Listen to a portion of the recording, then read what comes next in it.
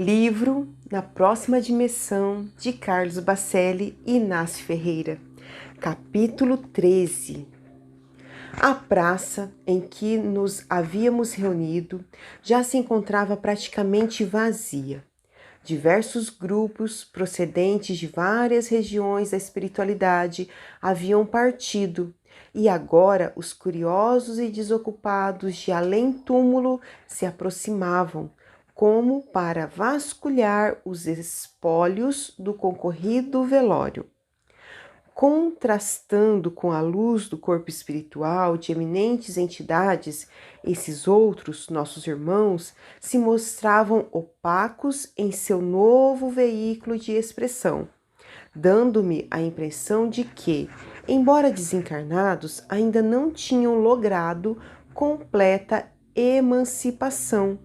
Muitos caminhavam sem qualquer desenvoltura, qual se fossem doentes, com dificuldade para mudar o passo.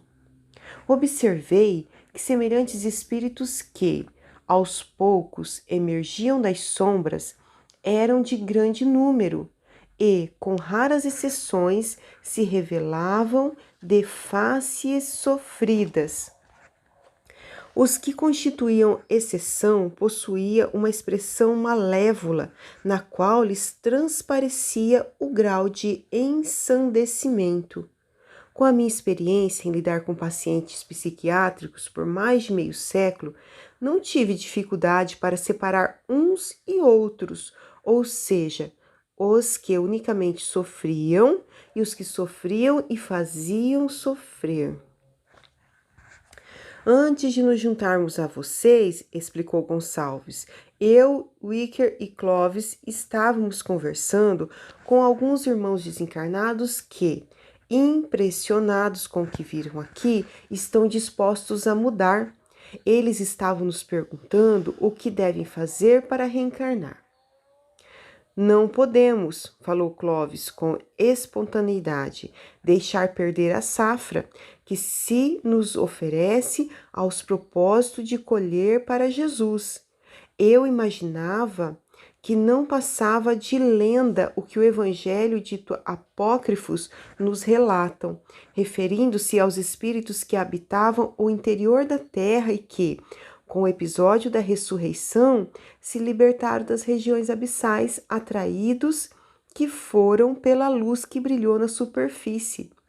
Contam as tradições que espíritos acorrentados às profundezas por séculos conseguiram se emancipar e em massa se converteram ao cristianismo, porquanto Jesus Cristo não se dirigia apenas à comunidade dos encarnados.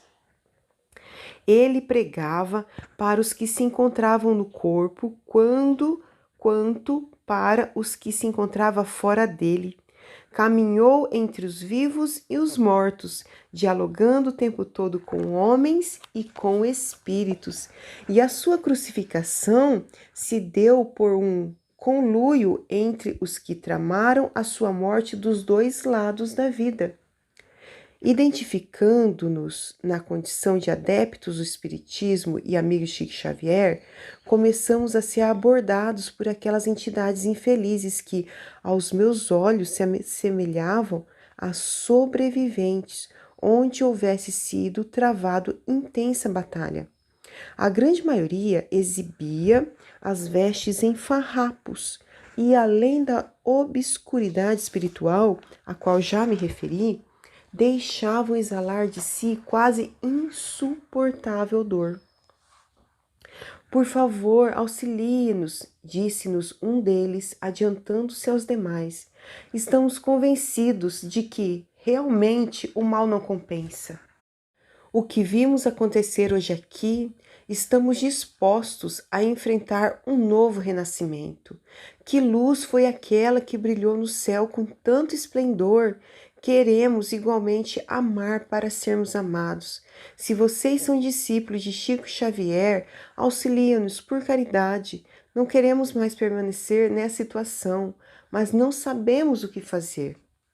Um espírito feminino, cujos olhos encovados no rosto macerado nos permitia entrever o tamanho do seu padecimento, atirou-se-nos aos pés, suplicando de mãos erguidas: por piedade, estou arrependida. Desde que deixei o corpo, a minha vida tem sido vagar nos caminhos do além. Confesso-lhes que me transformei num vampiro e ando à busca de prazer. Incentivada por outros pelos quais me deixei influenciar, rebelei-me contra Deus. No mundo, abandonada por meus pais, fui desde jovem uma mercadoria de ilusão. De há muito quero mudar e agora creio que chegou o momento. Estou profundamente comovida com a manifestação pública que observei no velório desse homem santo. Libertem-me de mim mesma. Um outro, de barba crescida e unhas por aparar, qual mendigo de rua que ansiasse pelo benefício de um simples banho, rogou-nos envergonhado. Perdi excessivo tempo e perdi-me daqueles que eu mais amava. Não sei mais de nenhum dos que eu amei na terra. A ociosidade me viciou o espírito e dementei-me. Tenho a impressão de que estou despertando de profunda letargia de mim se apossara. Eu também quero e necessito mudar, pois caso contrário, os meus sofrimentos se eternizarão. Socorram-me. Sei que não mereço, mas socorram-me. Não me deixe mais entregue à própria desdita. Estou disposto a tudo e aceitarei qualquer corpo que se me ofereça no mundo. Parecia-me, sem qualquer exagero, que os túmulos tivessem sido abertos e aquelas entidades do mundo subterrâneo emergido das trevas estivessem empreendendo fuga dos que os mantinham encarcerados nas cavernas do remorso. Olhando-me significativamente, Odilon comentou: quantas bênçãos a vida e a suposta morte de um verdadeiro homem de bem pode espalhar! Quantos não estarão sendo motivados à renovação íntima ante o episódio da desencarnação do nosso Chico? Ele que no corpo descerrou caminhos para tanta gente, ao deixar a vestimenta física, prossegue, orientando com os seus exemplos os que se desnortearam além da morte. Faz-me recordar o que Jesus disse no capítulo 12, versículo 24 das anotações de João. Se o grão de trigo caindo na terra não morrer, fica ele só, mas se morrer, produz muito fruto.